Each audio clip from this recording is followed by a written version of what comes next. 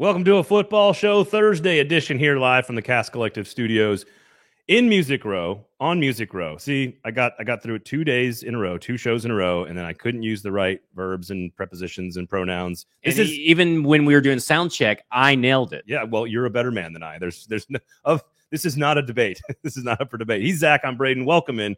This is the Cast Collective Studio here in the heart of Nashville. That's on true. Music Row. Cast_collective, of course, on Instagram to get involved if you want to rent the space out for a nice private party, perhaps, or a work event, any something like that. Make sure you check them out. We've got a big show planned for you guys today. Titans minicamp is over, sort of, and we had a chance to watch some football, sort of, and we've got a lot of non-story stories that we're going to talk about today on the show.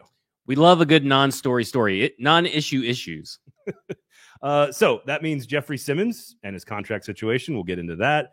Apparently, and I don't know if this is the national media that has started this, if this started back with Mentorgate and Ryan Tannehill, I'm not sure. I don't know where the culture issue, question, debate, I don't know how this has become a thing, but I think it's just the new kids on the block. We'll just put it all to bed then. That's why you listen to the show. No empty calories. We'll put it all to bed. We do have some observations, of course, from the 2 days of practice that we've been out there.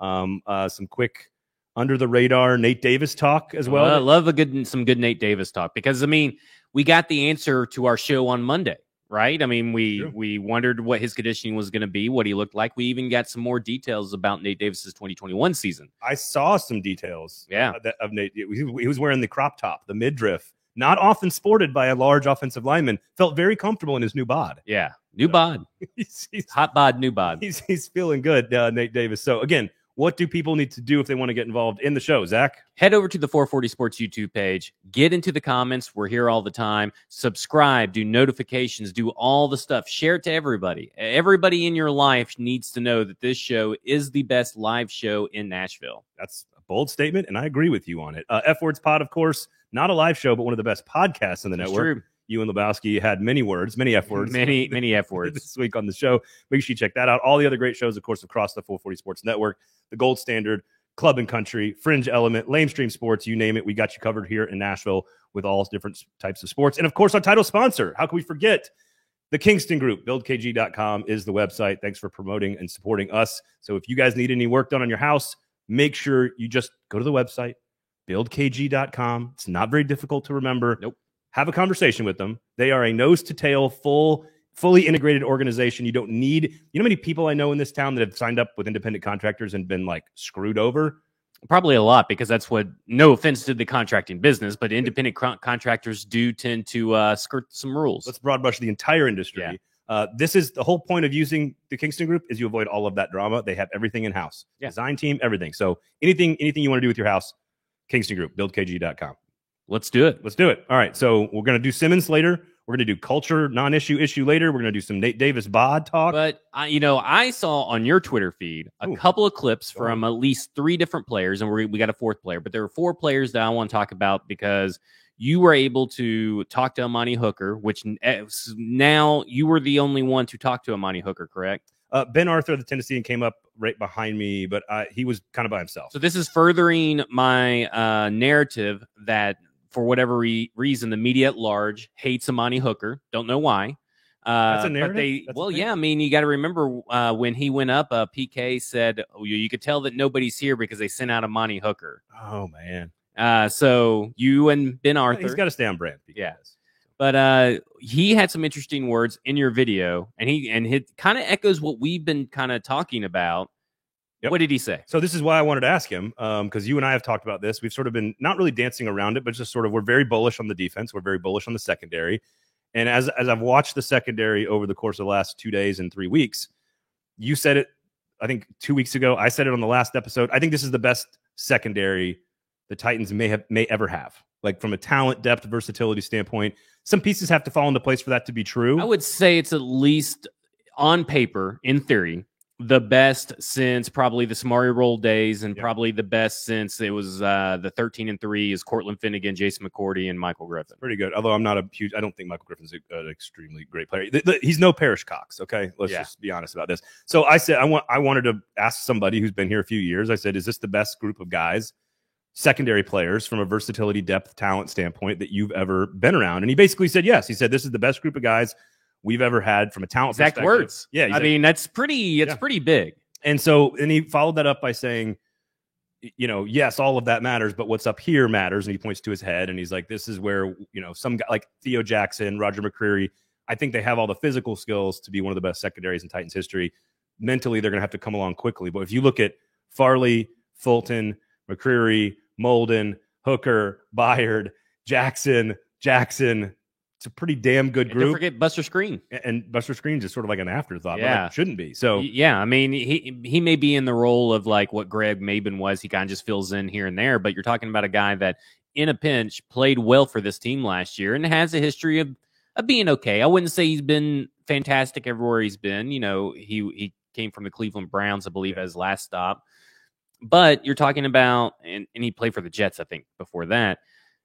But you're talking about a deep. We talked about this. It is deep. It has at least 5 to 6 guys that could technically start, and that's just from the cornerback room, not including Amani Hooker and not including Kevin Byard, that could start on other teams. And we'll get to this when we talk about some of the players that we sort of had like. I don't want to say like under the radar performances of camp or whatever, but there's a couple of guys that I think that qualify in this conversation that would also qualify in that one later on in the show, if that's not too confusing for the audience. So under the radar performers from camp a little bit later on, a few of them are DBs. How about that? I like it. So Hooker agreed. He said, yep, this is the best group he's been around. Which I think is a good sign for a team that has so many offensive question marks on paper, right? I mean, I think I feel a little bit better about this offense than how I felt about the offense in the regular season last year. Because obviously I felt really good about the offense last year with the addition of Julio Jones before the regular season. But I feel like this offense is in a better spot than it was last year, and that will play into our Nate Davis conversation later. But you look at it, and I don't see a flaw outside of youth, I guess you could say, in this group. Yeah, and what you see from the secondary, and I don't want to I'm trying not to get ahead of myself because I want to praise a couple of players later on in the under the radar thing, but like the second stringers are not getting told that they're making mistakes. The second stringers aren't out of position. The second stringers aren't reading it wrong. They're not calling out the wrong play. Like they immediately go to the third stringers, and that's when the coaches are screaming, get it right. You did this wrong. You lined up wrong. All the things that the coaches are coaching up and trying to get out of your system. None of it happens with the first team, but none of it happens with the second team either. And that's an interesting development. Again, I think it feeds into what we've believed kind of about the team all along. Well, and this draft class is, I know I'm probably getting my ahead of myself a little bit, but this is screaming 2019 draft class all over again for me. I mean, I'm just seeing the way that they're approaching practice, the way that you see them actually put into practice what they're being told, just screams the 2019 draft class. But let's talk about what Taylor Lewan said about a member of the 2021 draft class that has been much maligned, and that is Dillon Radunz. So he said, and this was not a singular conversation. This was everyone and their mother trying to get a minute with Taylor Lewan. And he did make a joke about Harold Landry, basically saying, yeah, he's a little bit slower. He's got all that money in his pockets, which I think is just prototypical Taylor Lewan. Yeah. Who, by the way, Taylor Lewan looks lighter and fresher and more healthier. He looks healthier than he was at this time last year coming off the ACL. So just an observation there. But he said something about Dillon Radunz that I thought was interesting. And he basically just said, look, he knows the playbook a little bit better, and he is in much better condition. Those are two pretty big nuggets for a guy who plays the same position as you on the team to be saying, look, not only does he look more comfortable in the system, but he's in better football shape. And we're still weeks away from camp. Now Vrabel did say like the most important part of the offseason is like this next 6 weeks where we just let you go. Which is something that we've said too. And we're not really going to be talking about Treylon Burks, but he specifically mentioned Treylon Burks will be there on Monday at the workout. And so they obviously got a plan for Treylon Burks, which is good news, which is something that we wanted them to have. Yes. He basically said this 5 weeks between the end of mandatory camp and the start of training camp, we don't really have a lot of control over the veterans. They have to do it on their own. We trust them all. They're professionals. They're paid to be in shape, blah, blah, blah, blah, blah, blah, blah. So that is what's going to be interesting about Dillon Radunz is right now he's ahead of last year by a pretty big margin. And Taylor Lewan just said it. Like he just was like, yeah, he's smarter and he's in better shape. Doesn't mean he's a starting right tackle or he's going to be great or whatever, but those are two pretty good things for your left tackle to say about your right tackle. Well, and that you got to put those two things go in with what he has said himself and what other people have said about him, Keith Carter specifically and Mike Vrabel, that he looks more comfortable. Yes. In all three of these things, being healthier, being in more conditioning, knowing the playbook, being more comfortable, that all didn't happen last year because you got to remember Dylan Radins hadn't played in about a year and a half. He hadn't been probably in shape or around the game of football in a year and a half. Yeah. So all that matters when you're talking about this. So this is good progression, right? A lot of people, including myself, kind of make these jokes about Dylan Radins, about that he was going to work the concession stand this week.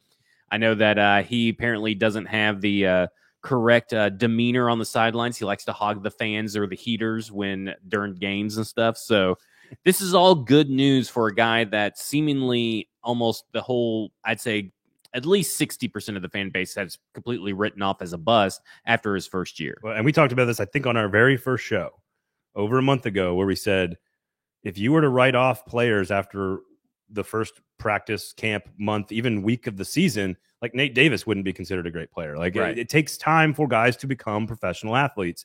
Some guys are ready right away, and that's true. But I will say this.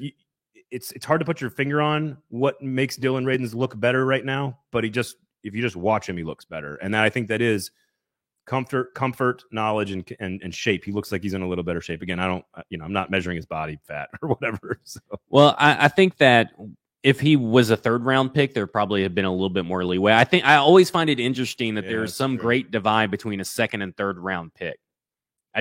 For whatever reason, it's like if you're a second round pick, you have these higher standards. Do you do it? I don't really do it. I used to. Now, let me say that my thinking has changed probably in the last year and a half to 2 years. So I used to do it. I used to think that first round draft picks, second round draft picks, third round draft picks should all be starting or find a spot on this roster. And that's not necessarily the case anymore. This is not what we plan on talking about, but I find it interesting. I think first round picks are like, you just can't miss on them, which obviously Robinson did with Isaiah Wilson. But like, you just can't miss on first rounders. They need to be starters. 2 through 4 is where you build your roster. Right. Like that's where all your players on your team are. And it took me a while to come around to that thinking. Like, and I don't really blame the fans for thinking that as a whole, but that's why we're trying to educate you and lift you up and not come down to the sewers. Yes. No empty calories. Speaking of lifting up others, yes. Austin Hooper, tell us about what you told me off the air about him and Malik Willis. So it was in between, like they do individual drills and they do team drills, and then they kind of have a little break where they kind of do some like light conditioning, like stretching, loosening up. And for the quarterbacks and guys like kickers, they're not, there's not a whole lot of stuff they're supposed to be doing. And during one of the down periods, it was on Wednesday. Today's Thursday, right? Yeah. On Wednesday, live football show, Mondays and Thursdays, 1 p.m., live from the Cast Collective Studio, brought to you by the Kingston Group. In the downtime, I was standing by myself in the end zone, and Austin Hooper kind of like Malik Willis is just standing there. Ryan Tannehill is talking to either O'Hare or Downing, I can't remember who it was, Tim Kelly maybe, about some concepts. And Malik Willis is just kind of standing there, and Austin Hooper is just kind of standing there. So he just kind of like smacks him, and he's like, "Hey, Malik, let's run some routes here." And one of the coaches got involved, and they worked on specific routes around the goal line, ball placement, because Hooper can go up and get it. Like he's got this huge catch radius. And so I'm sure he played basketball, right? I think I heard that about Austin Hooper. Huge catch radius. Also great route craft. We'll get to that in a little bit.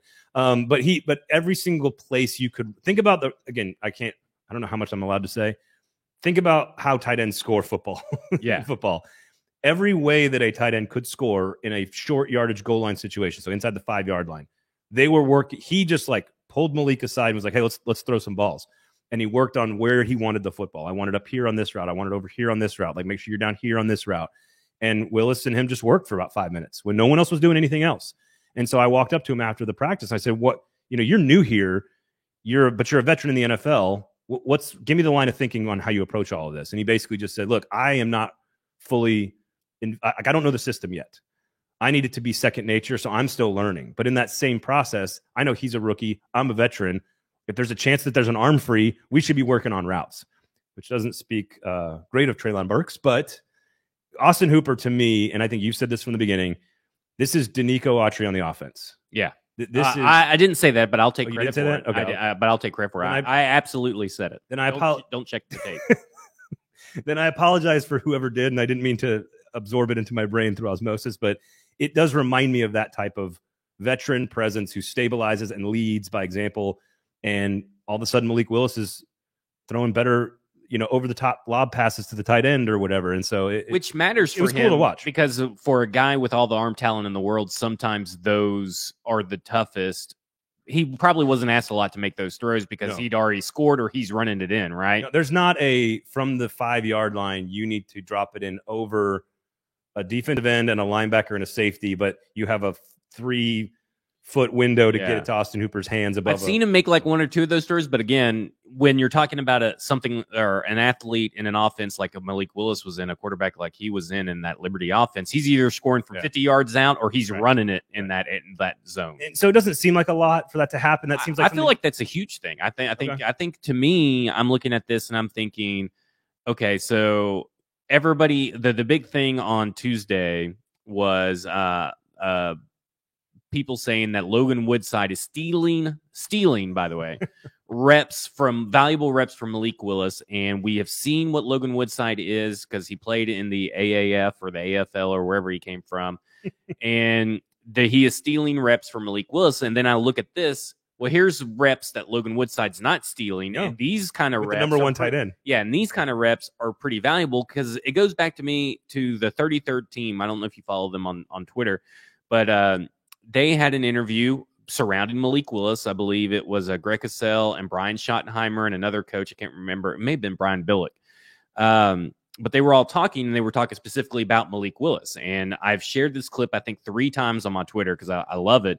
But this is going to that is as a quarterback coach or as maybe Tim Kelly or even these veterans, you have to generate reps for Malik Willis outside the normal practice structure, and this is doing that. No, I think that's exactly what it is. And I also think it shows you the stabilizing veteran professional presence that Austin Hooper brings to the offense, which is why we've talked about how we think the skill position players are actually better this year because they have a true professional adult tight end. Yeah. And I don't mean that to be disrespectful to Anthony Ferkser, but like this guy can play in every down. Don't see Jeff Swaim doing this. Listen, and here's the thing. I love what I see out of Chigakonku. Like he is, he is a fun dude to watch. He scored like 4 touctions. And his pressers are amazing. He is built like a brick shithouse and is just like he's fun to watch.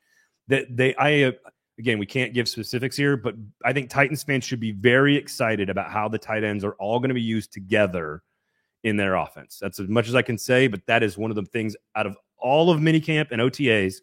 How they are going to use personnel groupings on offense, I think is going to be really fun to watch. Well, I think it goes to show you that John Robinson, it may last a year, but if something is terrible, he's going to course correct really quick, and that's what he did. It's interesting. Caleb asks us about how involved Tim Kelly has been so far, and we're not allowed to tell you like the specific words that they're using in the conversations, but we can tell you what we see. And generally, when they're in skeleton or team, it is almost all Todd Downing's voice. You don't hear much of anything else. When they're an individual, it's almost all Pat O'Hara's voice, who's with Malik and with Ryan and with Logan. So Tim Kelly is sort of just always there.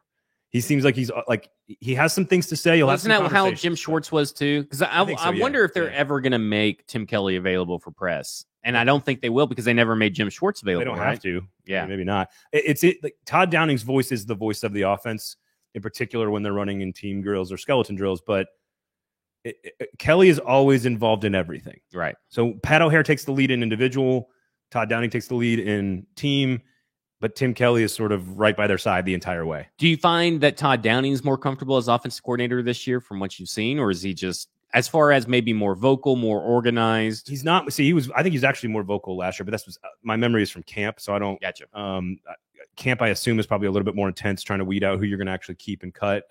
He is a more vocal coach, period. Gotcha. Like he's yelling about route combinations and trees and this and that. He's always kind of yelling at someone to do that. Not in a bad way, just like he's just bombastic, I guess is the right word. Whereas Pat O'Hara is way more analytical and like soft spoken and sort of like it's more about you and me talking like one-on-one about like where your right foot needs to go. Like gotcha. Malik, and Vrabel said this in the press conference. Malik Willis I think you're seeing his coachability because you're seeing the little things that are starting to be like polished a little bit. He's not anywhere where he needs to be starting, but it's getting polished. You can tell. Robert Woods, last person that we want to talk about is Robert Woods, and specifically, basically he was able to take it off the knee brace and practice and then put it back on. So to talk to us about that transition. So my favorite part of Titans practice is 7-on-7 skeleton drills. It's my favorite part of practice because in OTAs where there's no pads, you cannot tell who's winning a one-on-one battle in the line of scrimmage.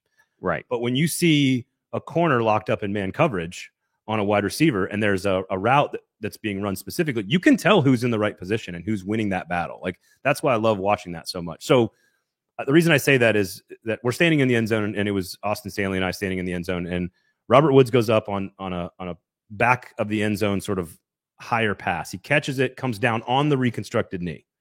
So he goes up, he catches a pass at the back of the end zone, and he lands on his left knee. All of the pressure, all of the weight comes down on that knee. Didn't look like he favored it at all. Doesn't look like he reacts at all. He immediately takes the knee brace off and then starts finishes all the individual drills. Well, then they go into team. They run one play, and there is a pop and a crack in the middle of the huddle. No idea how it happened because they're not wearing pads. It was a helmet-to-helmet Derrick Henry, Robert Woods on the same offense while wearing a non-contact jersey. They hit each other, and the whole everyone in the room is like, why did that just happen? He runs out of there and puts the knee brace on immediately thereafter. So it's like one play.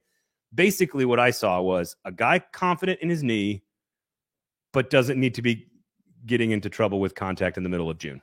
Well, and this is all very good stuff. This is all good stuff when you consider Lewan and Dupree and where they were at in the same situation last year. This goes to show you that I guess doing rehab in LA is much better than doing rehab in Nashville.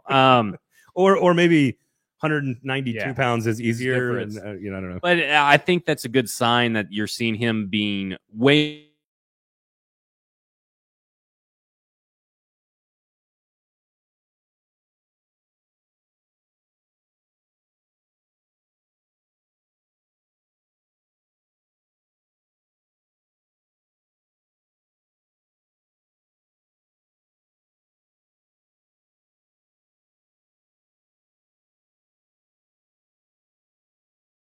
I think as far as the explosiveness, 100% on Robert Woods. It's about the weight. It's mass times acceleration, right? Is velocity? Is that what it is? Yes. Or mass?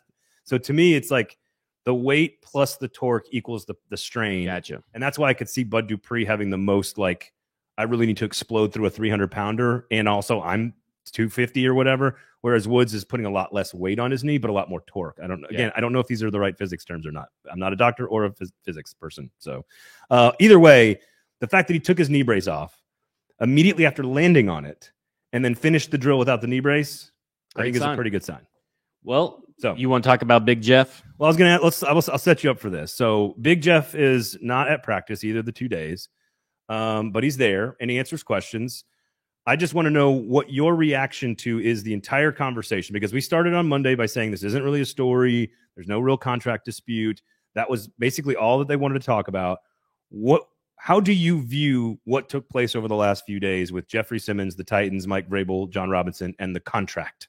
I think it's still a non-story, but I think it's a non-story for a different reason. It's not that I don't think that he's going to get a raise or that he's holding out. I kind of think that when he started talking about his representation and how we'll all see or hear, I'm sure you'll hear about his representation. I'm not really involved in any of it or whatever. So I wonder if a deal's not more imminent than what we think, because maybe when the deal's announced, then you'll see, oh, here was my representation the whole time. Yep. To me, it's again, it kind of goes back to the staff and the way the Titans treat the media with all these cloak and dagger kind of stuff. I think that other people are going to make a big story out of it. I'm not concerned that even if there isn't a contract in place by training camp, that he's going to hold out of training camp and not be there or not participate, because he obviously, from everything that he said, from his body language, from the words that he used, he knows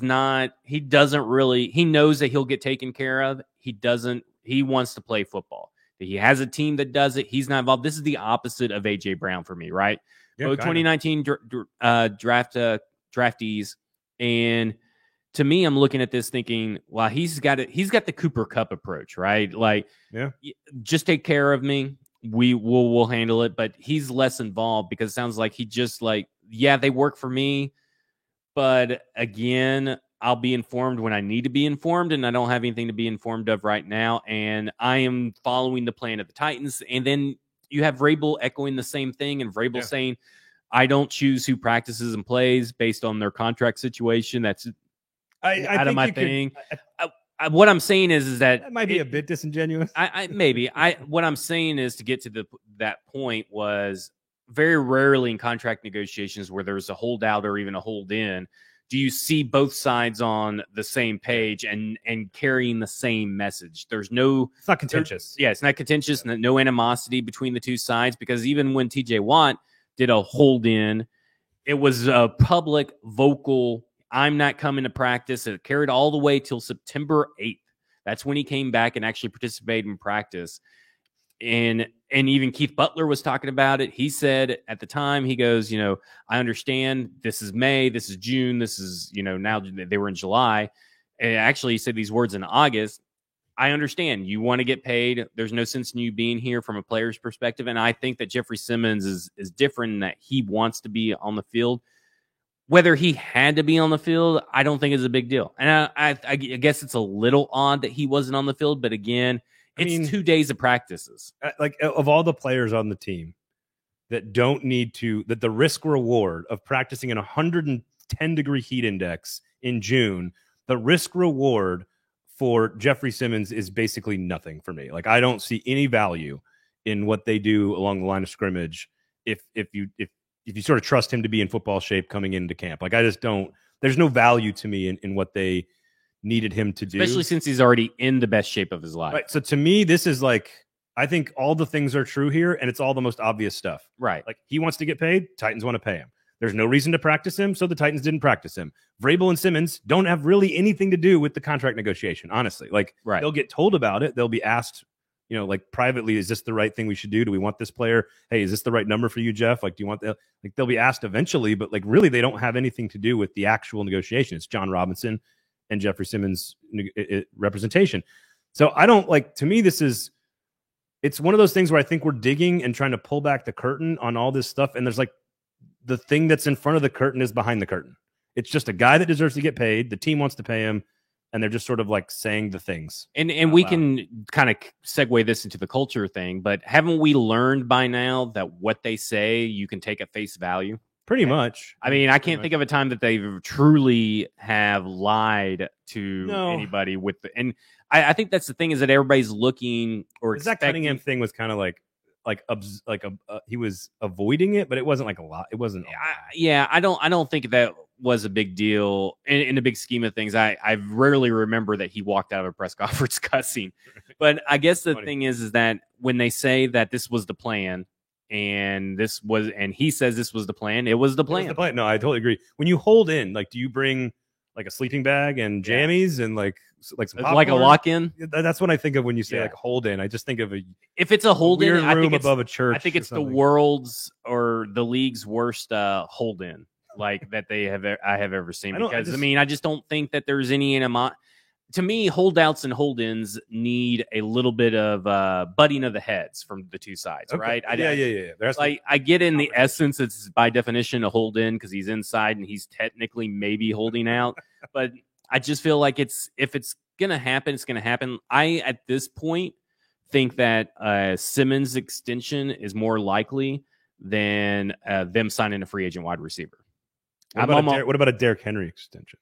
Or shifting some money around? No, I don't. Rework. I don't think that matters. What about a Tannehill rework? I don't think that. I think with everything you're seeing from Malik Willis and the stuff you're hearing, we'll see on training camp. Yeah. But if he keeps on progressing, I think they're feeling good about that. Until they actually have pads on. Yeah. No, I just like it when you said Holden. I just like every time you say Holden. Holden. I think of multiple things. One of them is a guy from Mindhunter. Holden was like the main agent in Mindhunter. Anyway, watch the show. It's a good show. It is a good show. Very good show. All right. So speaking of, again, I just think the truth of the Jeffrey Simmons situation is sort of just out there. It's just the truth. I don't cultural issues with the Tennessee Titans.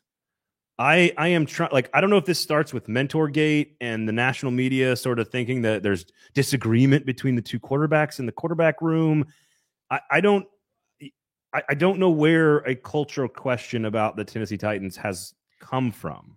I don't blame the national media because, like we said on Monday, and I've said on the show, Football and Other Efforts, I said on this show numerous times, they're just not educated about the inner workings unless you're Diana Rossini or maybe in Rappaport. Most people in the There's national a handful media, of people that are going to break Yeah. the big news to the Titans, and it's like 2 or 3 people. Yeah, so they're not really there for the inner workings. I feel like what's weird is that these are questions coming from the local media now that started a few weeks ago, then it kind of died off. It started after the A.J. Brown stuff, and then when voluntary, I love that, the coach even said this on his presser on Wednesday. He goes, well, am I concerned that people didn't show up to voluntary workout? No. So where do you think, honestly, where do you think it comes from? Like is it all of the little tiny stories, like the Jeff Simmons thing, Treylon Burks thing, Mentor Gate, Tannehill not talking to the media? Like, is it all of it combined that's leading us to? But I don't have any questions about their culture. It's the one thing I don't question. Yeah, see, that's the thing to me is that all those things that you're describing have nothing to do with the Tennessee Titans culture. I know, because all those things are the personality or the personal choice of the player themselves, or something out of their control, like the Treylon Burks thing. So where does it? I don't know where it come from. So I mean, that's the thing is that I was going to ask you. That was my question for you today. What is I don't know. Why were there at least, I believe, 3 questions yesterday on Wednesday's press conference to Mike Vrabel surrounding the thing, and in one of them surrounding culture, and he point blank, "Is this your first year covering?" And she goes, "No, it's my second." I don't know who he's asking it to, and I don't know everybody's voices or anything, but he actually gave a pretty he then went into because I think he felt bad. And maybe that's how you get Vrabel to answer. You kind of make him feel like guilty. Come on, Dad. But then someone else asked a question, and I'm like, I don't recognize that voice.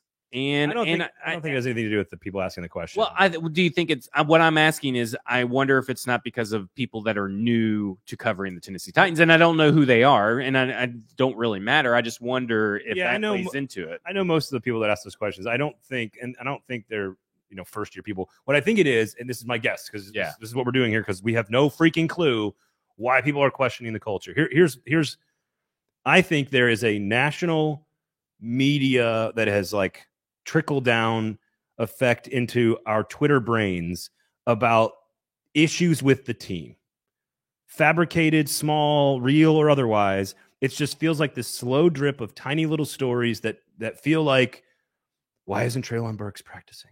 Why does Ryan Tannehill not want to mentor Malik Willis? Which, by the way, all he did for 2 days at minicamp was mentor Malik Willis. I want to make sure. It sounds like Malik Willis is getting being taught by almost all the veterans. Everybody. So what a horrible locker room for everybody to be going out of their way to make sure that a rookie quarterback knows what he's doing. Horrible locker room. Zach, it is June 16th, and we are not going to have any football activity for 5 weeks. But is this enough to carry shows and carry the media for 5 weeks? No, but it's enough for this week, I guess. And again, I'm not even ripping on the media here for this. No. We want to set the record straight here and just say to people, because again, I'm going to rattle off a list of people that I saw working to get better at football over the last 2 days. Taylor Lewan, Ben Jones, Kevin Byard, Bud Dupree, Austin Hooper, Danico Autry, Ryan Tannehill, Robert Woods, David Long, Amani Hooker, Harold Landry, Mike Vrabel, the entire coaching staff, John Robinson, Nate Davis, on and on and on and on and on. If there's one thing that this team has in spades over everyone else, is a core ethos and philosophy and culture with veteran players who have been in it for a long time. Yeah, I don't know why people would be questioning that part of this team. That's the good part. I remember leadership being an issue, I believe, last year, where people said, well, who are the leaders on this team? Or will Derrick Henry step up to be a leader? It was a couple years ago. I didn't even mention Derrick Henry. Yeah, you didn't even mention Derrick Henry, by the way, looks like a freak of nature as usual. So. I guess my thing is that when are you going to put respect on the veterans that are here instead of saying we don't have enough veterans? The veterans that we do have are enough. That's a lot of dudes that have played a lot of games. Yeah. A lot of them in Titans uniforms for Mike Vrabel. Yeah, I don't understand at this point. It goes back to kind of knowing how they operate. We know what the locker room is going to be. We know what Mike Vrabel is. We know what John Robinson is. We know what the guys they look for. You either sink or swim and join the culture, and you either catch up and swim with us, or you fall behind and we leave you in the deep end. Yeah, Christian Fulton, didn't mention him. Yeah. When do we stop with the list of guys? If you want to ask questions about this team, we could say, like, where's the elite explosive upside playmakers outside of Derrick Henry on the offense? Okay. How about some stability and talent on the offensive line? Okay, we can have questions about that. There's plenty of things to talk about with this team and limiting their Super Bowl upside or whatever. One of them is not buy-in, veteran leadership or culture. Like, that's just the coach of the year who kept the team together with 91 players and still won 12 games, who kept the team together through all of that, did not suddenly lose the locker room or culture in the downtime. Because that's what it was. This all started at voluntary OTAs or voluntary workouts. This is where this all started when players did Tannehill and Mentorgate. Well, that was part of all that. But you got to remember, not the local media's fault. That was the national. Yeah, but you got to remember when Derrick Henry, Ryan Tannehill, and those guys didn't show up, what did people start talking about? Culture. Lack of leadership, lack of culture. So to me, in between the end of January and the beginning or middle, or I guess beginning of April, middle of April, or no, beginning of May, it would have been what it was because calendars are tough for us. It's okay. Yeah. I didn't know it was Thursday. In those months where nobody was involved or nobody besides them focusing on the draft, he didn't suddenly lose the locker room. It's not like he sent, emails out, pissing all over, all these players. I don't know. He did some public events that were controversial. I guess so. I don't know. I think this is just, it's ridiculous. And I think that anybody questioning, I think at this point, especially after yesterday's presser, if you're still questioning and going to post this topic out there, has he lost the locker room? What's wrong with the culture of the Tennessee Titans? You probably need your microphone turned off. I can get on board with that. Are we done with the culture question? Yeah. Hopefully. We say that about A.J. Brown every week. I know. You used his name. Yeah. I have not used his name. I'm sick and tired of the checking of the bags conversation. All right. Nate Davis. You want to talk about Nate Davis' midriff? Oh man, he looked great, and he actually did. He did. I mean, and even Keith Carter said it. He went out of his way to say he looks great. He feels better. He's playing better. And then you hear from him that he literally got COVID, not just tested positive for COVID, battled through COVID twice last year, which I've gone through it once, and it's horrible. Yeah, it's not good. So I can't imagine. I've had it once too. I can imagine what someone that has few more pounds on me does. And then has to go out there and try to play in basically a oxygen needy environment. Pretty much, you have to be on your best game. You have to be conditioned. Mm-hmm. That's hard to do when you're battling through COVID twice. So to me, Nate Davis on the rebound is just something that we gotta watch. He looked great. He came out of the locker room just cracking jokes and smiling and laughing and feeling like you could just tell right away there was bounce there. And again, all this stuff is like what we have to react to in June. Like, this is all we can do. I can't be like, and we also said that nobody's talking about Nate Davis has missed all of the offseason work, right? Up until this point, we don't know what kind of shape he's going to be. There's no Roger Saffold to keep him accountable, who kept him accountable last year. What kind of shape is he going to be in? And he came in and he says, hey, contract year, I would have been in the best shape of my life. Imagine that. Yeah. What did Aaron Rodgers say last year? Like, contract years are motivation for players. Like, just say the quiet part out loud. We all know that the money is motivating. It should be motivating for every human being. I think this goes to same thing with Jeffrey Simmons and Treylon Burks. It's not a thing until it's a thing. And Tuesday was the first time it could have been a thing with Nate Davis, and it was not a thing. When Treylon Burks shows up at camp, when Jeffrey Simmons is holding out, when it's official that it's become a thing, then it's a thing. But until then, it's not a thing. Well, if you get 2020... These are very good big words from me. If you get 2020 Nate Davis back, and you now have him and Ben Jones on the right side, you have Lawan on the left, I feel a lot better about this defense, or this offensive line, knowing that, okay, what we saw last year was obviously an outlier from him because he was so up and down, right? Yeah. And the COVID obviously played into that. Now he's removed from that. Now he's feeling good. He looks lighter. He looks stronger. He looks quicker. This is fantastic news for that right side of the line, especially if you're going to put Dylan Radins over there. That may end up being one of the more athletic right sides of the lines that we've seen here. I do want to know what you think about, like, because there's been such a dominant left side with Saffold and Lawan for the last few years that it was very clear. And even one of the years where Lawan was out, they still ran the ball well to the left side. But like those two guys were sort of a known, proven commodity with Ben Jones. Like, you had this group. You had the whole left side. So now you've got a bigger question mark on the left side, inside at left guard. You've got a big question mark at right tackle. But you kind of know if you want to go A or B gap, on the right side, you feel pretty good about that with Davis and Jones together. I don't even have I guess my question is just, are you concerned about it being spread out? Do you like having knowledge of what one side is going to be? Does that, I mean, nobody's as good as Roger Saffold, so that's maybe a dumb part of the question. Well, I think that if you at least have 3 good starting spots, that helps a lot. And if it's just left tackle is the elite part over there on the left side, and let's say Jamarco Jones or Aaron Brewer are just average at best, and then it's Ben Jones and Nate Davis, who both have gotten All-Pro votes in the past, and then Dylan Radins, who we've seen be good on the left side. He seems to be good on the right side. So if he's average, I feel much better about this offensive line than what they were in practice last year. With now we know that Nate Davis battled COVID. We know that David Quessenberry was not good. And we know that then we know Roger Saffold had his own issues with just age and just staying healthy. I want to set some expectation bar here real quick on the offensive line, because I would say every single day at camp last year going into the season, we sat around asking about the offensive line, like looking at each other like, who's going to play that? But like there was a lot of questions about the offensive line. I have a feeling it's going to be very similar. Yeah, I think that we'll arrive to conclusions quicker though. And I think that's a good thing, is arriving to conclusions quicker. Matters. I think that's fair. I think it's going to be.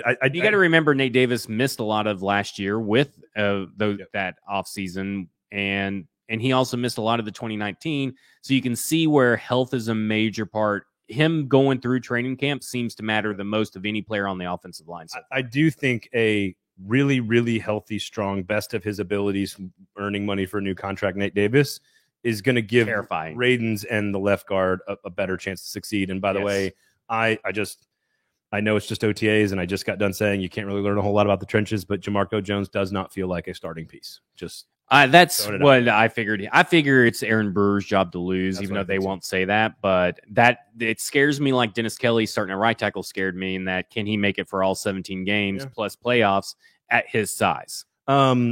Lewan and Dupree, just in general, coming off, just a quick note before we move on to sort of under the radar performers from minicamp.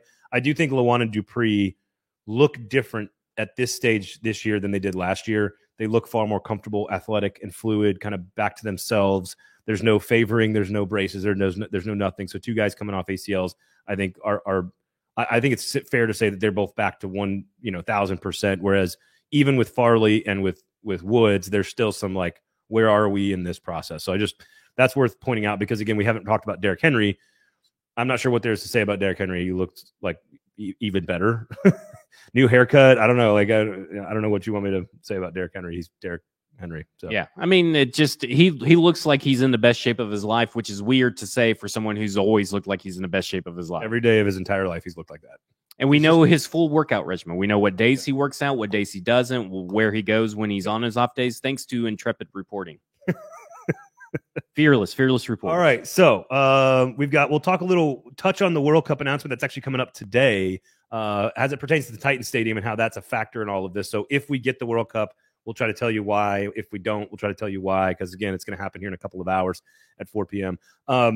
Before we do that, real quickly, under the radar performers of minicamp.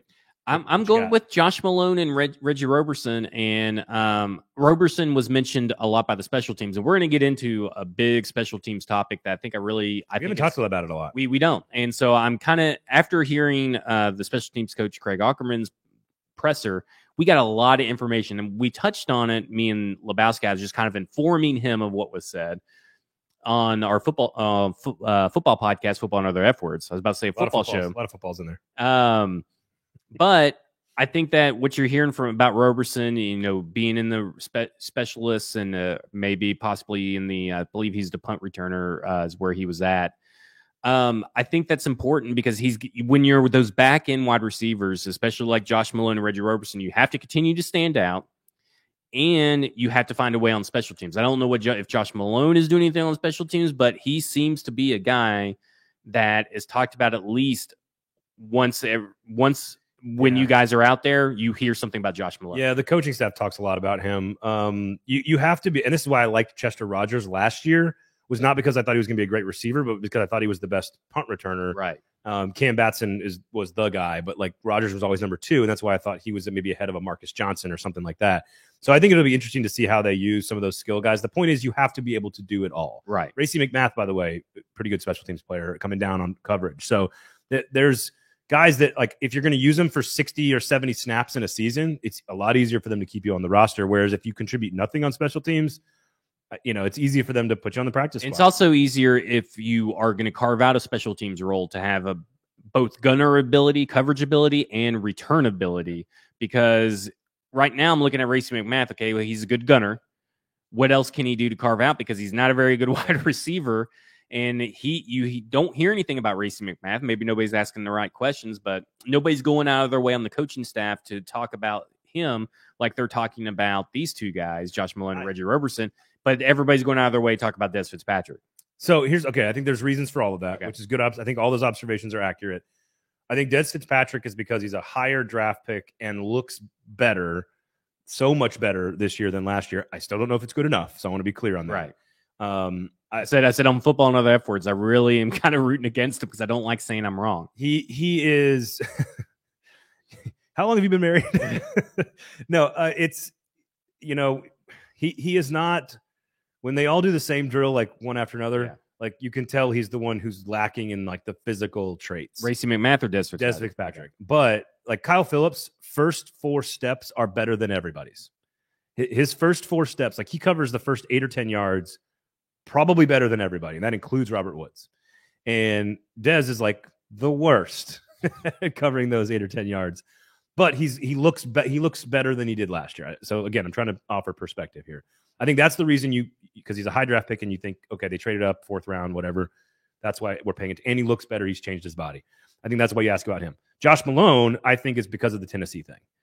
I think it's tied more to he's a local kid with local ties to a local group of people that care about him, who also are Titans fans. And I think that's just part of our job in the media because that's what people care about.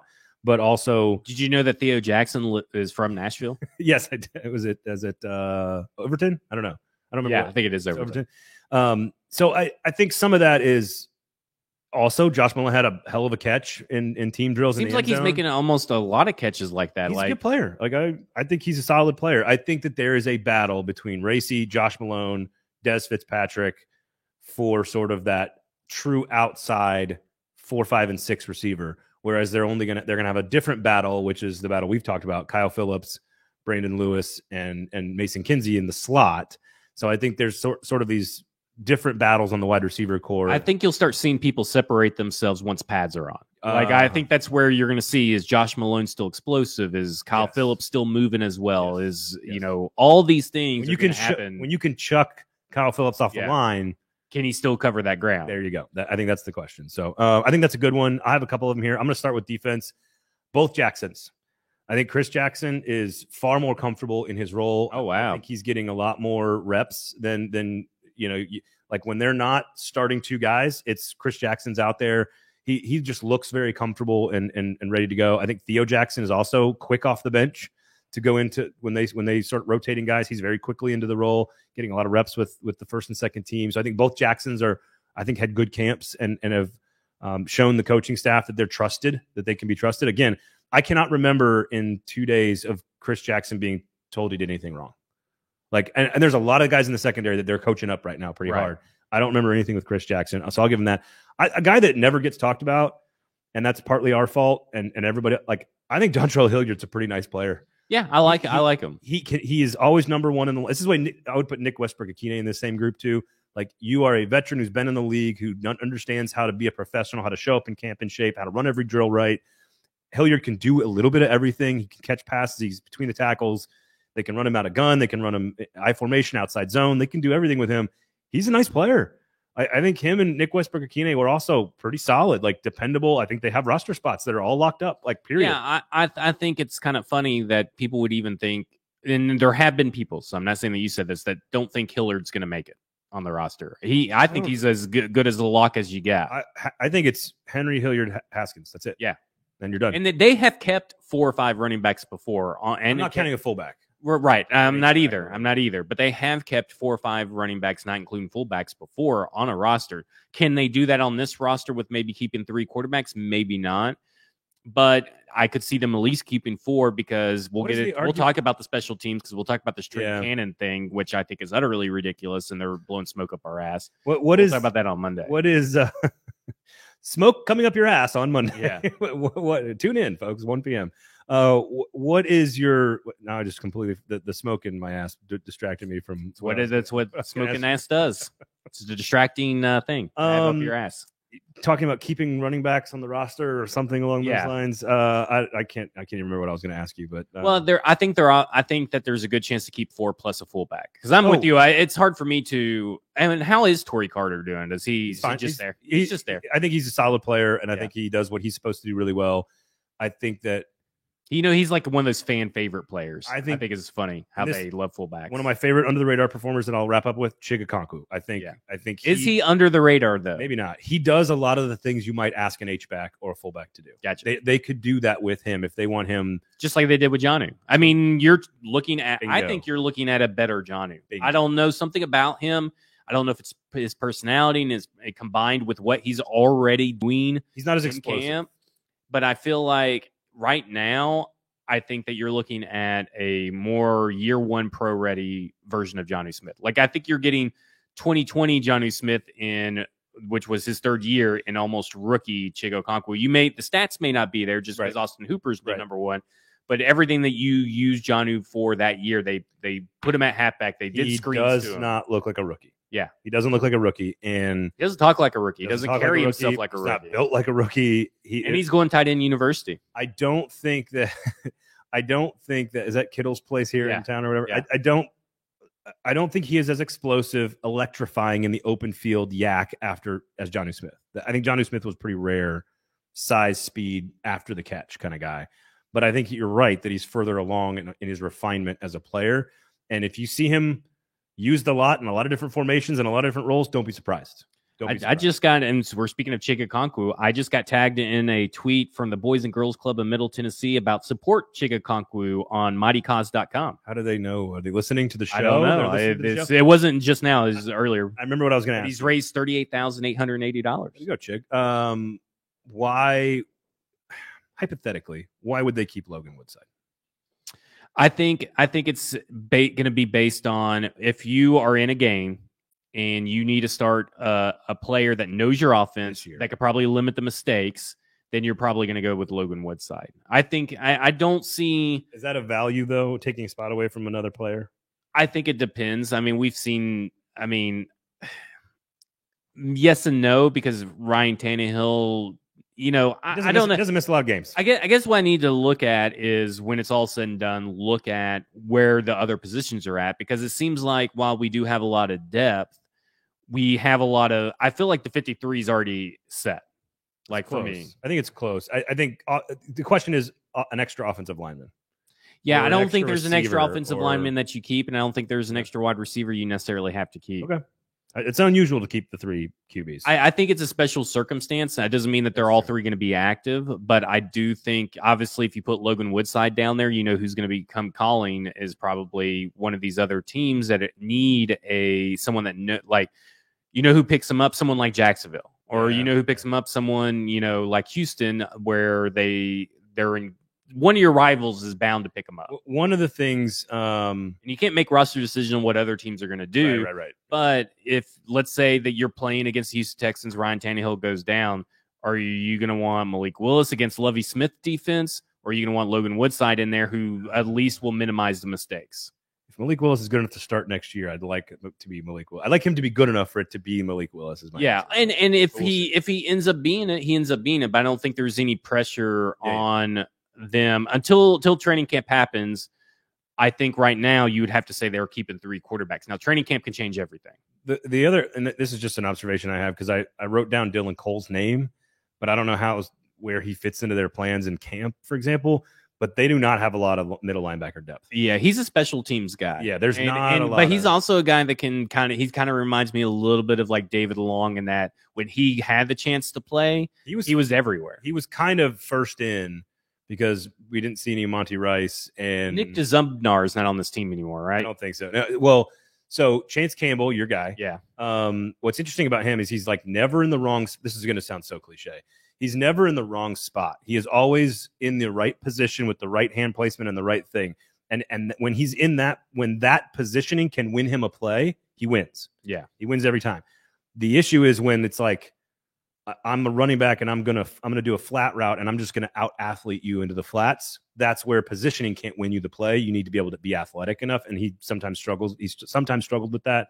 But otherwise, like, it's Zach Cunningham, David Long, and then what? Monty Rice, maybe Dylan Cole. That's something to watch, because right now, same thing with safety. Like, it's Theo Jackson. Well, they've only really ever kept 4 or 5 linebackers too, so maybe they're just comfortable with those. Just something to keep an eye on. And then, of course, last but not least, before we get to the World Cup here, route craft. My favorite phrase from minicamp this year. I heard it 5 different times from 5 different people. Kyle Phillips, great at route craft. Austin Hooper, great at route craft. When somebody says route craft, it's the new take a shot. It's the narrative. It's cliche. It's identity. It's called like give me a break. When I say give me a break, everybody has to take a shot. Route craft is the new one. I do enjoy it. I don't know if it's a Tim Kelly invention because it just arrived this offseason, but route craft, which I assume is how you manipulate your defensive player into getting open at football, being a good route runner. But you're going to hear it a lot. I heard Vrabel say it a bunch. I heard Ryan Tannehill say it. Route craft. Kyle Phillips, great at route craft. It's a weird computer game. All right, take us home on this. It's a football show. Do it again. It's a football show. I can't really do it. I like it. Can you do the one from Cinco de Mayo? No, I can't. I would have to go back and I have to read it. De la lista. Okay, so it's coming up, and so if you're listening to this after the announcement, sorry. But if you're watching us live, which is hopefully what you always do, then you'll get this information now, which is sort of the beauty of being with us right now. So if Nashville does not get the World Cup, why? I think it's tied directly to the stadium. We've talked to a lot of people about this. Go back and listen to our interview with Butch Speardon of Lamestream Sports if you get the announcement today. If we do not get the World Cup, it is because we are trying to build a second massive stadium right next to the first stadium, keeping the first stadium up to date to use for the World Cup. And then I don't know how you keep a campus around Nissan Stadium like enjoyable, beautiful, green, and not have it be a giant construction site. Here's something to think about. Nissan Stadium might be preferred by FIFA. I don't know this for a fact, but outside, natural grass, and potentially bigger. The World Cup would like all 3 of those things over a new stadium with a roof and turf, which they would then put grass on top of, which is terrible. So they could be preferring Nissan Stadium. So if we do get it, it's because we're going to keep Nissan Stadium up to date perfectly for the next 3 or 4 years through the entire construction process, which means the Titans won't go play in Vanderbilt or Nashville SC or Memphis during the process. They'll stay in Nissan. And if we do get it, it's because Nashville is the second to none at hosting great events, and that they're fine and comfortable with Nissan Stadium being the location for World Cup matches in 2026. So it'll be interesting to see, because it's such a popular event, nationally. There is an international airport, obviously, that comes in, and it'll be interesting to see how the city compensates for this influx of people that are going to be. I think it's going to be probably the biggest event they've ever had. How is traffic? I mean, they're pretty good. CMA Fest is 90,000 people, right? Like, if they can handle the hotel rooms, which they can, and the infrastructure of the people being downtown, which they can, if they think they can host a Super Bowl, they can host a World Cup match. Because what happens if it's like, again, the U.S. is in like the Wales group this year, right? Like, what if it's U.S. versus Wales? That's not going to be U.S. would be a huge draw for us. But I'm trying to, Portugal versus Wales in Nashville. Is there going to be a huge influx of people for that? I don't know. I think I would go. Like, I would take my kids and I would love to do it, but I can't. I hope we get it. But I have a feeling that the stadium uncertainty is what's driving FIFA's hesitancy. And putting money on it right now, where you think? I don't think we get it. Okay. I don't think we get it. I think we get the draw, which is the event where they actually announce where all the teams go and all the dignitaries from around the world fly in and spend money. It's not really a fan event, but it's good for our economy. I think we get the draw. We do not get a host. That's my final prediction. There you go. There you have it. Make sure you subscribe to all the things, all the buttons, the notifications, the Twitter feeds, the YouTube feed, all that great stuff. Of course, Cast Collective on Instagram, Cast_Collective. Make sure you check them out as well. Kingston Group, our great sponsor here on A Football Show. BuildKG.com is the website. Football and Other F Words podcast, Broadway Sports Media, all the other 440 sports shows you should listen to and subscribe to, all that great stuff. No more non-issue issues on the show today. No more. We are done. Big special teams Big special teams conversation. Can't wait for that. I think it's going to be fun. It sounds boring, but we'll make it. Oh, it doesn't sound boring at all. Well, maybe not to us. I can't wait. We're going to do that on Monday. Tune in every Monday and Thursday, 1 p.m. everywhere you get your shows, Twitter, YouTube, all the great stuff. For Zach, I'm Braden. Thanks for watching. This has been a football show.